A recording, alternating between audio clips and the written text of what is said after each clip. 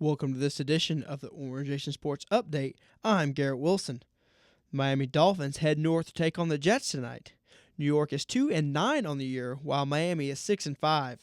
With a win, the Dolphins can move into a tie with a handful of teams at 7-5 for the sixth and final AFC playoff spot.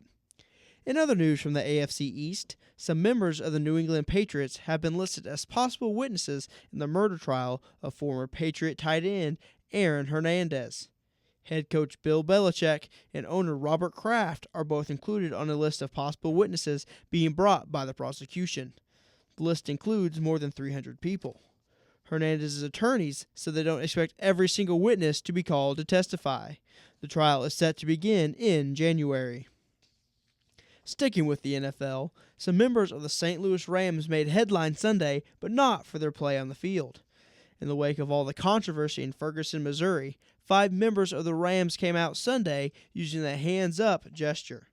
The 5 players involved were tight end Jared Cook and wide receivers Kenny Britt, Chris Givens, and former West Virginia standouts Stedman Bailey and Tavon Austin.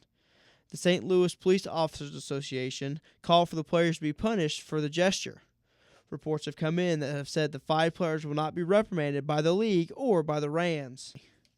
Moving to college football in what is shaping up to be a huge weekend in the Big 12. 3 teams are still alive in the chase for a Big 12 title. Baylor, TCU, and Kansas State all sit at 7-1 in conference play. TCU takes on Iowa State Saturday, while Baylor and Kansas State square off in Waco. Baylor has already beaten TCU this season, while the Horned Frogs beat Kansas State earlier this year. Baylor and TCU are also still vying for a chance to play in the inaugural college football playoff. The only other Big 12 game this weekend will take place in Norman. Bedlam is here, and the game is looming large for Oklahoma State.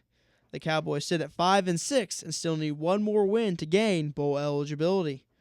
Oklahoma State has gone to 8 straight bowl games under head coach Mike Gundy, which is a school record. The Sooners will be without starting quarterback Trevor Knight. In his place will be redshirt freshman Cody Thomas. Kickoff is set for 2:30 in Norman. That's all for today's Orange Nation Sports Update. I'm Garrett Wilson.